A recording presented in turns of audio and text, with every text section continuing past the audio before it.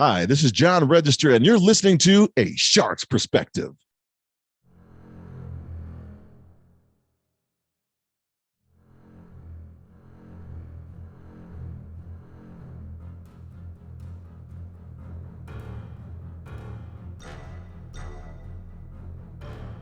Welcome back, and thank you for joining A Shark's Perspective.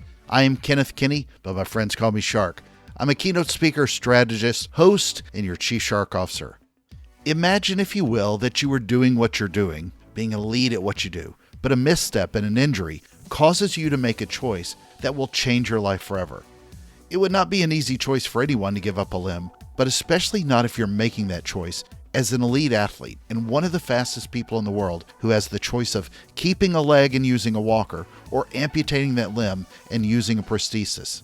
It's a new reality for what your new normal mindset would be. Real-world dangerous concerns, or those that are simply manifested unnecessarily, can cause many to stop moving forward. So the question is, how do you hurdle adversity and amputate fear? John Register is a combat Army veteran, a 4-time track and field All-American, a 2-time Olympic trials qualifier, a long jump silver medalist in the Paralympic Games, the founder of the United States Olympic and Paralympic Committee Paralympic Military Sport Program, a 2-time TedX speaker, and a homemade waffle lover. And on this episode, we'll discuss being a world-class athlete, having to make a choice of amputation, facing fear, and hurdling adversity, how leaders can deal with fear and make better choices, helping veterans who go through similar circumstances, Samu Piksui, serving the country in Desert Shield and Desert Storm, setting a leg on the stage during a keynote, real-world fears versus those we manifest, snakes and spiders, the Olympics and Paralympics, 40 Minutes of Hell with Nolan, Corliss, and Scotty, Popeyes and Bojangles, and a lot more. So let's tune into a world-class athlete and a world-class guy with a fearless shark on this episode of A Shark's Perspective. John, welcome to A Shark's Perspective. If you would tell us a little bit about your background and your journey to date. So, hey, Shark, thanks for having me on. I, love speaking to you and your audience. And so my background really is a riches to rags to riches story archetype. And so what does that mean? I was a world-class hurdler. I ran for the University of Arkansas. Go Pigs. I know you're out there in Memphis, Tennessee, but Wait, hold on. I got something for you. Here. Hey, there it is. Go Hogs. Exactly. Go Hogs. Hit that line. Keep it. I'm not yelling Whoop Pigsui, but I'll at least play a little bit. Yeah. So I ran. I was a 4-time All-American at the University of Arkansas. I graduated with a degree in communications, radio, television, program and production, and had a job offer actually in Mississippi. But I decided track and field wasn't out of my blood. So I wound up going into the military because they had a world-class athlete program, the United States Army.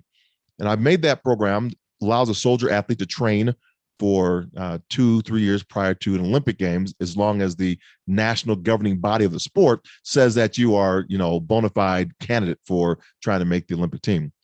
On the way to that training, Operation Desert Shield, Desert Storm came up, and I served for 6 months in the Gulf War, about almost 6 months in the Gulf War as a combat Army veteran. So I'm a combat group, came back in.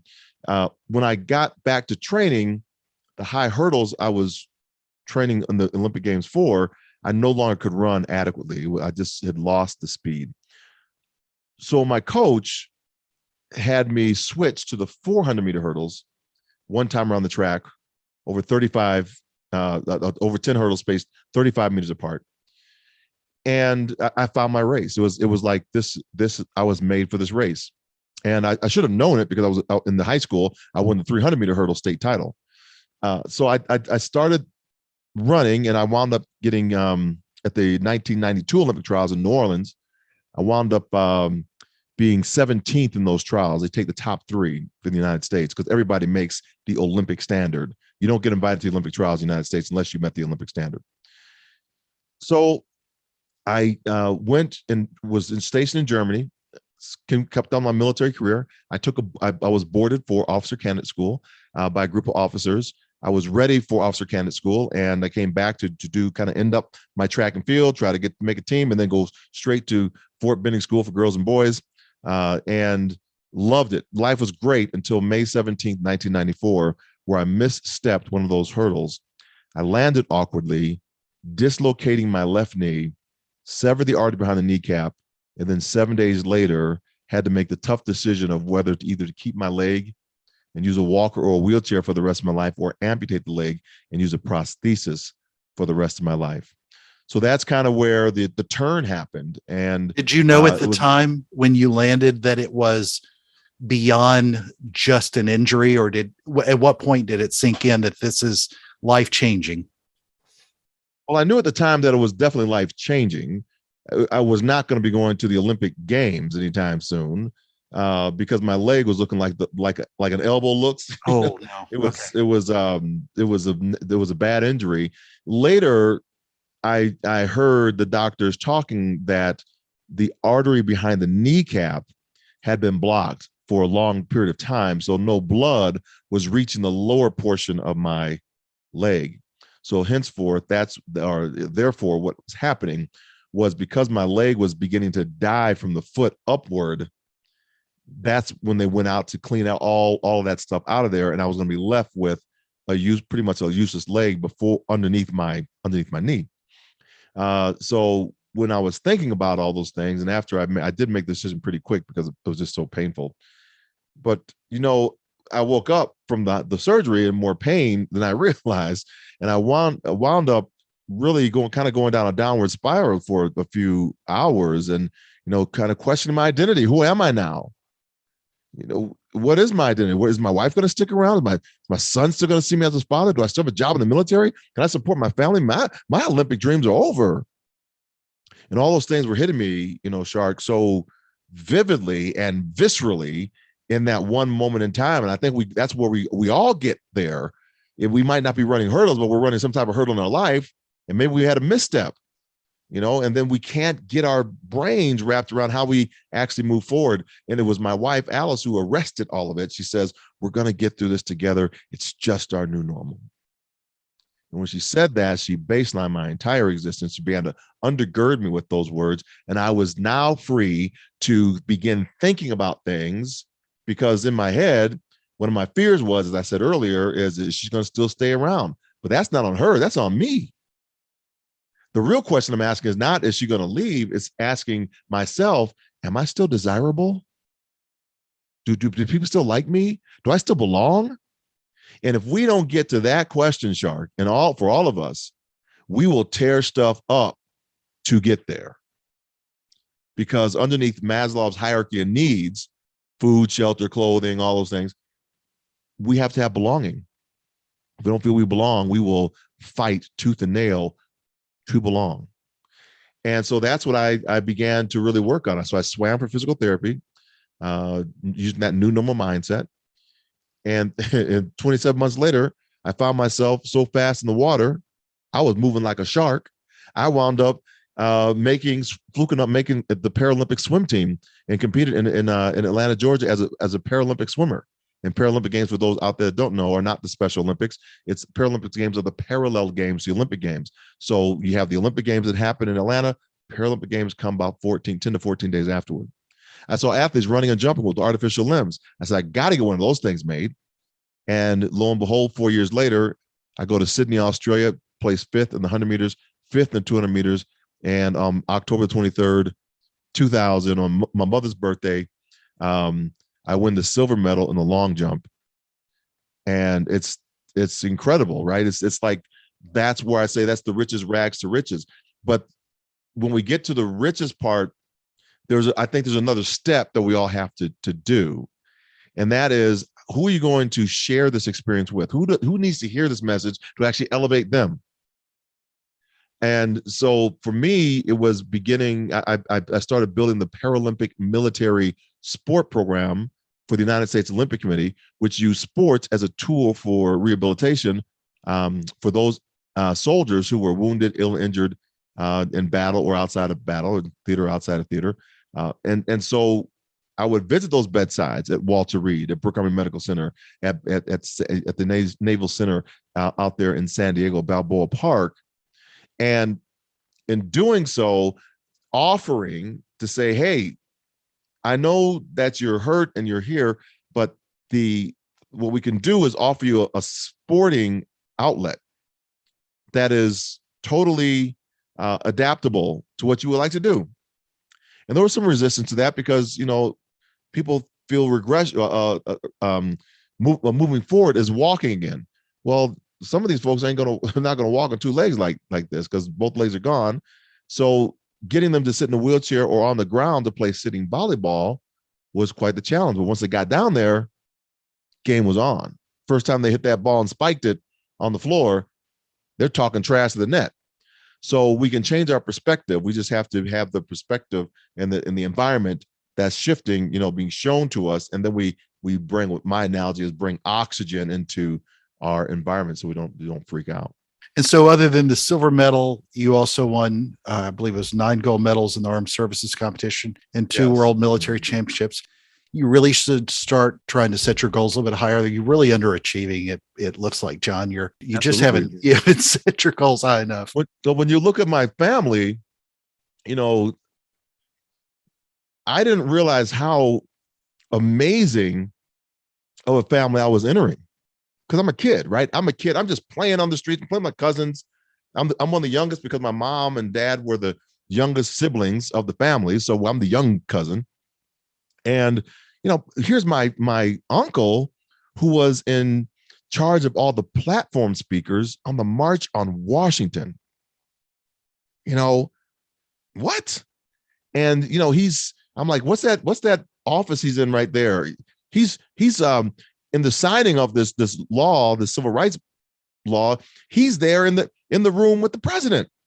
So it's crazy, right? So and I don't know this because I'm a little tag. I'm 9 years old at, not at that point. I was like 3 then, I make 2.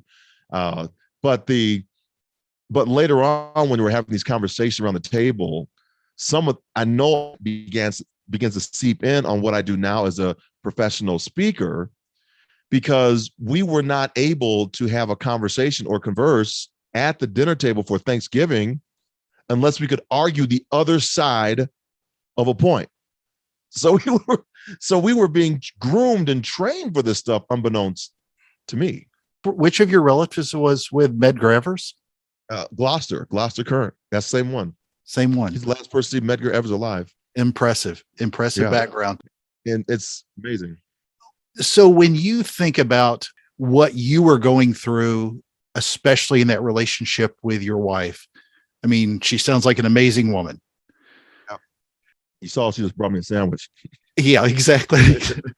However, for a lot of people, they don't have that. And so, I think a lot of times when we think about that message, not enough of us know to lean on who cares for us. Where do you sort of think you might have been had she not been there for you? Well, I think there would have been another person there because, as the great Jim Rohn said, right, you are kind of the sum of the 5 people that you hang around. And so who are you hanging around? Is my question. So if you don't have somebody that might be a spouse, who's the other people that are in your world that lift you up, that will never allow you to fail? I have a picture on the track when I was on the track injured that day, and I show it twice during my presentations. If I'm doing that presentation, I'll show it twice. And the first time it's like it's the pain picture, the freak out picture. Everybody sees the leg and the discombobulated. They're like, people are throwing up. Some people got to leave, right? Because they just can't take it. But I caution folks, right? I say, I'm going to show you this. You're going to freak out because it looks bad. It's, but then I show it again at the end of the presentation. And instead of it being a painful picture, it is everyone that's around me I want them to see. Because when I can't support myself, who's supporting me? When who's lifting me up? I couldn't lift myself up on the gurney to get into the ambulance. They're all lifting me. And who's carrying you when you can't carry? Sometimes as leaders, we think we have to have all the answers and we have none of them. So how then what team have we built around us? Because we might have the best story as a leader, but we don't have the answers for it. And I say to leaders, This is exactly why you hired who you hired, because you want them to think in the areas that are going to cover your six, cover your backside. But what did we do? A lot of companies do during the pandemic. They wanted to protect the bottom line, and they got rid of the very people who they said were the very ones to help them get through the crisis, because we want to keep the revenue. How'd that work out? Exactly. Right. So that's what we have to, I think, as leaders, that your question is poignant, it's right on target. And so I'd ask, who is it? And if you don't have them, you got to go find them. That's the action step you need to take right now, is find those 5 individuals. I got 3 or 4 right now. I lost one, but I got 3 or 4. I need to get another one that will hold me accountable. One of the things that freaks people out of what I do, I don't care whether it's executives, CEOs levels, or attorneys that are working for Deloitte, right? Or down to the kids in high school. This is the freak out line that I say in my presence all the time for the action step. I say, now you've heard a lot about what we shared today. I know that you have one thought that is in your mind of what you want to get done. It's a big idea. So you can't do the whole big idea at one time. So what you're going to do, I invite you to just write down what's one step you can do toward that idea. What's just one step? Just write that down on your piece of paper, one step.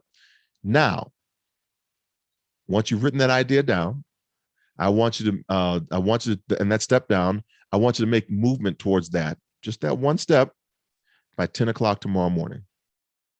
And then I'll say, who's going to hold you accountable for that? And everybody says, I'm going to hold myself accountable. No, you're not going to hold yourself accountable. You're going to find an accountability partner. And instead of texting them, instead of emailing them or sending them some type of love note on your cell phone device, you're going to pick up the cell phone and call them at 10 o'clock tomorrow morning. And I invite you then to share what's the one step that you move forward. Now they're backing up because we don't want to be held accountable. And many also don't know they work as phones. Some don't. Some of us do. I was having, but yes, it's Steve Jobs. What he said, the computer's in your pocket, right? It's in your pocket. So yeah, and I think that's it, right? We have to, in order to progress and move, there needs to be movement to it. You can't have a dream, or you can't have you can't accomplish a dream without having one. You often talk about hurling adversity and amputating fear because of what happened to you. What does fear mean to you? Fear means there is a story, a narrative that you have told yourself, or I've told myself, about a future state that has not yet been realized. And we told ourselves the negative story. So if I can tell myself the negative story, I also can rewrite it and tell myself a positive story about the exact same thing that's coming up. How many people out there have ever had to made a mistake? John made a mistake, and now I got to go feet to the fire and go talk to my boss about the mistake that I made. I get called in on carpet. So in that moment, I'm telling myself the story of what my boss might be about to say to me in this meeting. That meeting hasn't taken place, but I get all this anxiety and all what's going to happen. I'm going to lose my job. All these stories I began to talk about on this negative cycle. I can arrest that by being forthright and forefront. Well, here's how I'm going to, stop all this fear. It hasn't happened yet. We have not crossed that line yet. And maybe the boss is going to go through like by Kim Blanchard, the 1 minute reprimand, and, acknowledge what we've done, praise, acknowledge what we've done, and then, get us back on track again. Because I don't know about you, we all make mistakes, right? And if I'm the person that's always about to hone in on that one mistake, then that's more about me than about the person's growth. Because if you allow the mistake, guess who's not going to, and you give grace, guess who's not going to make the mistake again, or generally, right? So that's, I think, is how we begin to effectively teach leaders on what they can do to elevate the conversation. So that's my conversation around a little bit around fear. Um, and I think we have a fear of a couple different things, and it's really, the fear is about the courageous commitment to the vision that you know you need to do, and you don't make the commitment because somebody else, other people, were believing for you what you could or could not do, which is based upon what they thought they could or could not do if they were in your situation, or society. Society says that you're not supposed to elevate, you're not supposed to achieve. We're gonna hold you back because you're supposed to be this in society. Caste systems work like that a lot, and so we believe the rhetoric, and so we don't move to the vision that we have and commit to it because of these other things that are holding us back, which are not real. They're just other people's opinions about who they're trying to say that you are. And so when the quote I have, my quote is, when our truth outweighs our fear, we'll commit to a courageous life. We'll commit to courageous acts. We'll commit. And so then that's hard. That's the hurdle. That's the hurdle. And my coach, Remy Korchimny, the Ukrainian, he coached me very well in the hurdles. But you know what he never did, Shark? He never ran one for me. Yeah. He never ran the race for me. That was on me. And so if you're thinking somebody else is going to do this for you, you know, I'm about to do a coaching, a speaker class right now. And that's the one thing I see all the other speaker coaches out there doing, that God bless them and all this stuff. I ain't doing it for you. It's not my job. My job is to give you the tools and the resources ready for you to launch and move.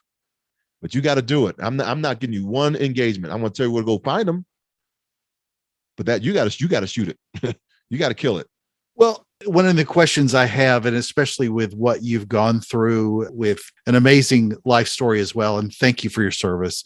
Sincerely, thank you for what you did in Desert Shield and Desert Storm. But when you talk to business leaders today about fear, what commonly comes up with them? Reason I ask the question this way is that what you've been through are like life-changing fears that are real-world fears. The fear that you were in somewhere like Iraq and worried about getting shot on the other side with a rifle pointing in your direction. You had a fear of losing your leg, and you did. I mean, these are really tough things to go through. And I think, and I don't mean to make this sound generational, because it's not, but when you think of what we've gone through, especially with the pandemic, people have self-manifested a lot of fears that involve too much time on social media, making them paranoid, and then whether or not their internet was going to stay stable for their Netflix subscription that was going to go up for $1. And it seems like, unfortunately, that a lot of the fears, and this is something that I help work with people on when I take people on shark dives, that there's the difference between what they think is in their head and what is actually happening when a shark comes up and approaches you and swims past. And what you've gone through is a lot more real world tough than what a lot of people will ever go through that they manifest in their own minds. I think that's a challenge, right? There's a challenge as the inspirational speaker, and I can unpack inspiration versus motivation in my mind. But in the CEO, the executive suite, we're all human, so we have these tendencies, and it goes back, like I said, with Maslow, right? Underneath that is belonging, and one of the things that we have is, am I adequate? This environment's just shifted. And if I'm not, will people see me as incompetent? It goes back to that ego again. Will I be found out? All these things that we kind of self-sabotage or speak on.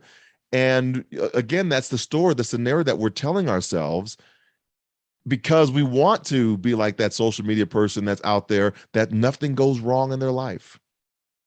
Every picture is airbrushed and photoshopped and everything, that everybody looks great. No, we can't keep telling that story, because it's not real. It's not real. We all have things that we've been through. And one of the toughest jobs I have as a speaker, and I was really kind of upset with the person that introduced me the last time, is to begin to land the plane and close that gap. Because I realized as a silver medalist, people put me on a pedestal. And they say, well, I'm never going to win a silver medal. So how do you talk to teams? Right. So that's because that was an individual thing. I got to be able to close that gap and show them. And so in my speaker introduction, I do it for a couple of reasons. That helps close the gap because I begin to talk about things that are common to all of us. And the last line is, and homemade waffle lover, please welcome John. So we have commonality. I play the cello. I got the cello in the background here. And when she doesn't do it, and she wants me to do all that stuff, now it looks like I'm bragging. The other thing that has to happen, Shark, is, we're talking about this whole shift of environment. Is think about how I have to build a business as an African American man in the speaker profession. All my audiences are primarily 90% or more white America. And so I have to cut through all that noise of what they're seeing as me. And then when I talk to my beautiful friends who are in the NSA community, then I say, okay, could you have built your business on an audience that looks like me all your life? Would you be as successful? And it's not for them to answer. It's a framework of mind to shift. And I say, here's why I can do it. Because every one of my teachers that I came through, grade school, middle school, high school, junior high school, college, most of them were white individuals. Was yours all pretty much Black or Hispanic individuals all the way through? So this is the conversations. So I don't have 7 seconds to win the audience over. I got to get them before I even arrive. And that's how I think, because it's not about me. It's about how do I serve that client with this information and cut through that noise so they can hear the message.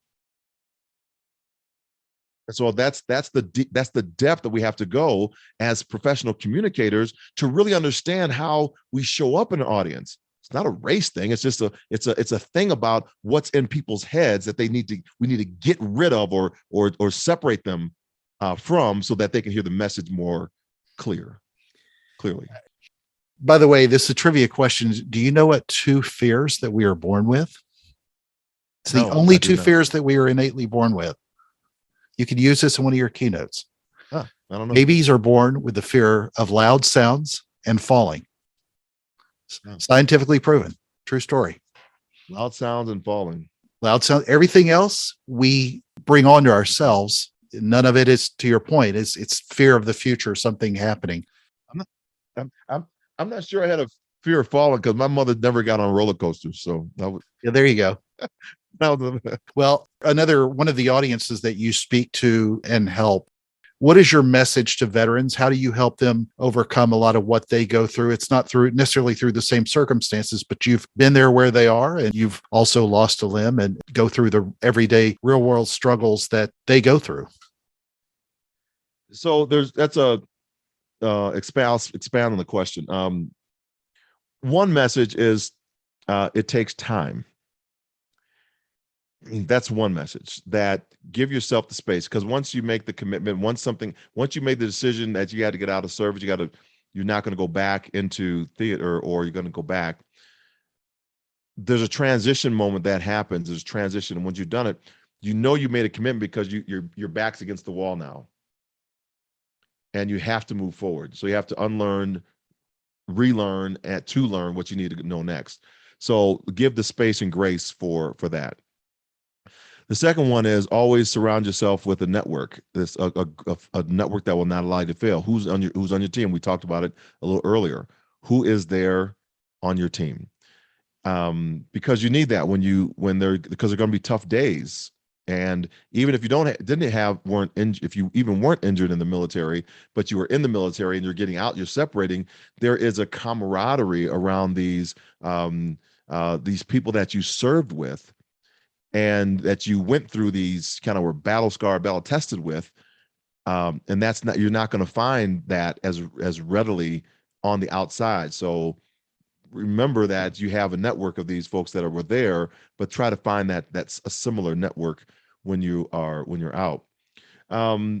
Switching gears, switching hats because I do help athletes and military service members tell their journey stories better.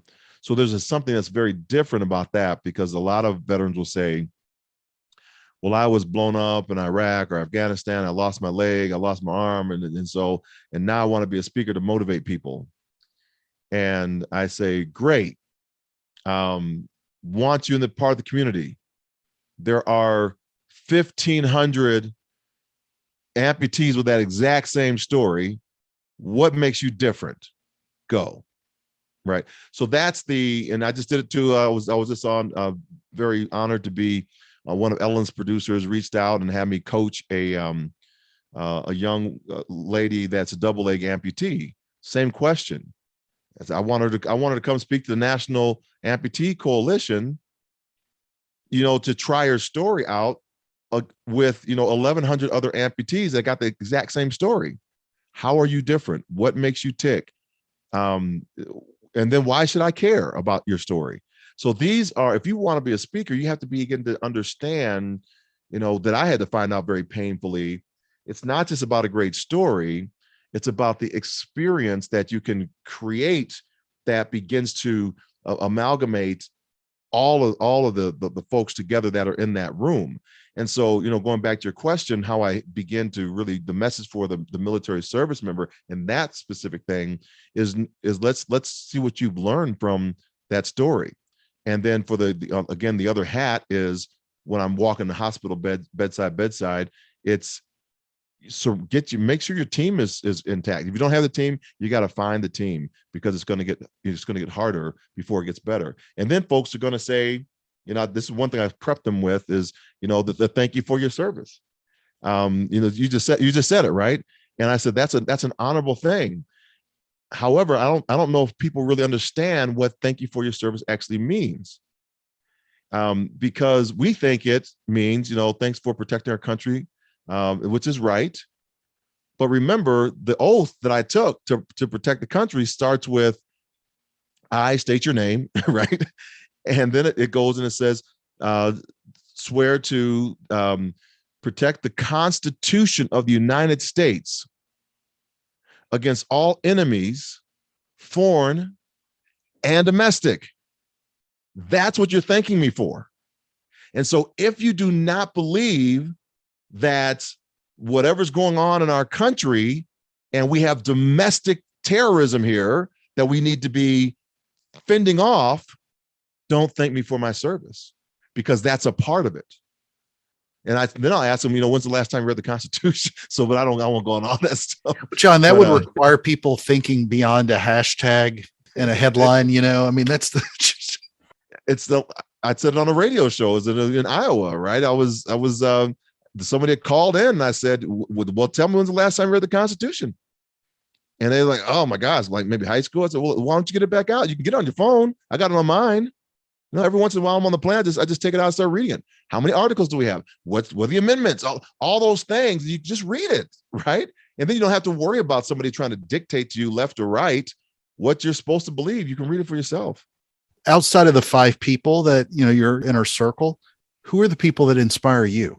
Every time I talk to you, I'm inspired, honestly. That's why I was so excited to have you on. I love your story. I love the way you present yourself, but I'm curious with those kind of people, who inspires you? Yeah. That's great. Well, definitely my wife, my family, for sure. I mean, whenever I am thinking about presenting, they're always in my head some space, right? I've even had conference professionals come up to me and say, you have you're sitting at the table and you got your family picture or your wife, sometimes it's mostly my wife picture on there on your phone, and not your phone, but your iPad, just kind of say, yeah, I always take them with me, so that's one. The second, it's not this in no particular order, is my faith in God. When I mean God, I mean Christ. Amen. And so this is the reason for that is It's not a religion thing with me. It is a lifestyle thing with me. And so I had a amazing business coach. Her name was Pat Enriquez. I was doing the Veterans Entrepreneurship course. And I keep my flag with me here. I won the the Entrepreneurship Award, and I keep it close by. It's a nice award. I like it. It's great. And it reminds me of the work that it takes to build a business, right? And so she says to the whole class, what's the most important thing that you need to focus on in business?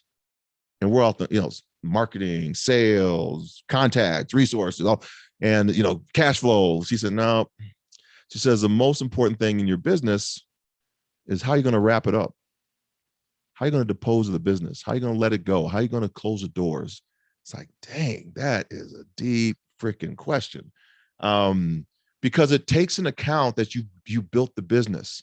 You're already successful. And now you're just saying, okay, I've made the revenue that I wanted to make. So it gets you thinking about what the revenue numbers are, all these things to the end state. And then about 6 months later, I'm thinking about that question still. And it came into my mind, what's that question for the end of your life? And I was like, whoo. And I thought about that for a few days, and I came up with, I want my God to say, well done, my good and faithful servant. Enter now into the joy of my rest. How am I going to do that? I'm going to seek first the kingdom of God and his righteousness, and all things shall be added to me. How am I going to do that? I'm going to build upon the foundation that no one else can lay upon, which is Christ. And I'm going to build not with wood, hay, and stubble, as Corinthians says, but gold, silver, and precious stones, because those are refined when they're tried by the fire. And so every single thing I want to do, Shark, is to elevate humanity. It's to begin to offer that in such a way that it elevates people's lives. If I'm doing something and comes out my mouth to tear somebody down, that cannot be the way to operate. My words must elevate and create and give life into. That's why I call myself an inspirational speaker, not a motivational speaker, because a motivational speaker is kind of like you get shocked, right? So you don't have life again, and you got to get life back, and you go, boom, you got to get that shock. Or it's like you're going into, you ever drove a stick shift car? Oh yeah. And the battery goes out, and you got to start the car by jumping in, rolling down the hill, pop the clutch, right? Yeah. That's why I use both examples, because some people don't even know what a stick shift car is anymore. But if the alternator is not charging that battery, you got to do it again. And that's a motivational speaker. Needed, absolutely needed, right? When you got to shock somebody back to life, boom, you got to get them. The inspirational speaker inspiration comes from the Latin word inspiro, which means to breathe life into. And that's what I want to do. I want to breathe life into whatever audience I'm talking to, so that they don't need to be shocked over and over again. They just got it, and they can move to whatever direction that they need to do. Those individuals I went to talk to at the hospital, I don't need to see them again, because their life is moving now. And so that's how I want to show up. And I believe that's the real portion of Christianity or faith or whatever you want to talk. That's what we want to be doing and pouring into people. Anything that's taken away from it, that doesn't come from life. Well, first thing I'll say is amen. And then I'm going to make the oddest transition ever from amen. John, I asked this of all my guests who've been on the show. You're not going to see a lot of them in Colorado Springs, but what is your favorite kind of shark and why? Reef shark. I like, I've seen a few snorkeling when I've been in Hawaii, and I like the calmness in kind of the lower water. I mean, even though I'm not terrorized of them, but I freak out when I see them. I'm snorkeling or something, I'll see one, but I know that they're just in their element, and I'm in their element, because I'm not supposed to be there, right? But they are. So yeah, I like the reef sharks. Jaws ruined it for everybody. Yeah, that manifested fear for people like me to explain for the rest of my life. But John, it's a special time of the show. Are you ready for the 5 most interesting and important questions that you're going to be asked today? Dun, dun. Yes, Exactly. let's roll. All right, number one.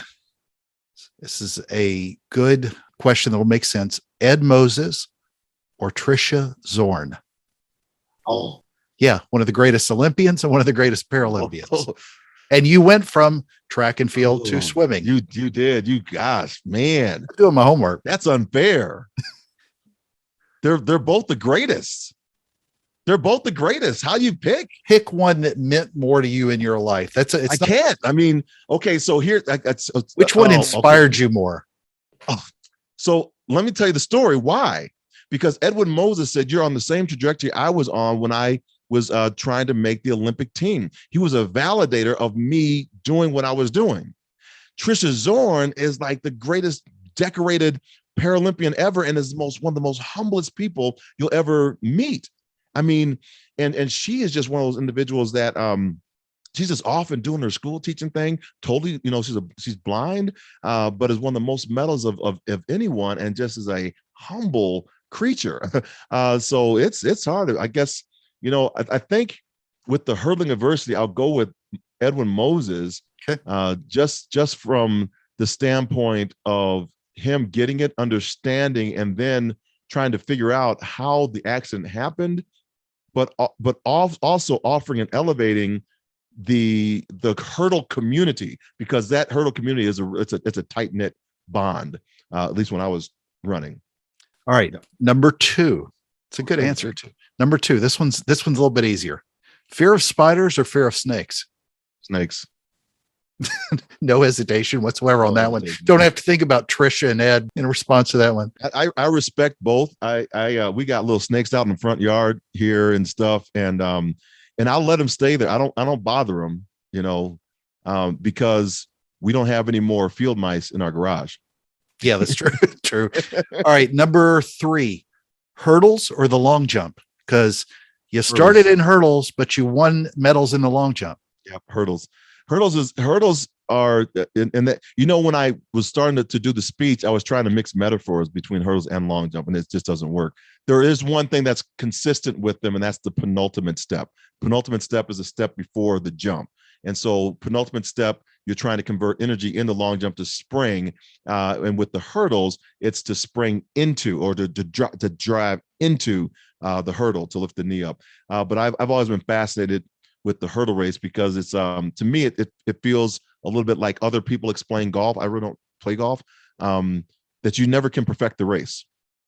Well, hurdles took your left leg. However, it would have taken probably both hips, because I remember the amount of soreness I felt as a child playing football, martial arts, hurdles. It was tough on my body. So hurdles, I can still stretch because of the hurdles. Yeah, I bet. Still have good stretch. Yeah. Mm-hmm. All right, number four. This is a very important question that's near and dear to me, because I was pulling for them in both the Duke and UNLV days. But we're going back to 40 Minutes of Hell. The Arkansas Razorback team, the basketball team, Richardson. Corliss Williamson or Scotty Thurman? Corliss, because he's a Q and I'm a Q. Okay. Corliss was the man. He was a 6'5" center. I mean, absolutely. Yeah. Went to the Sacramento Kings and played well, but he was like a foot shorter than he should be.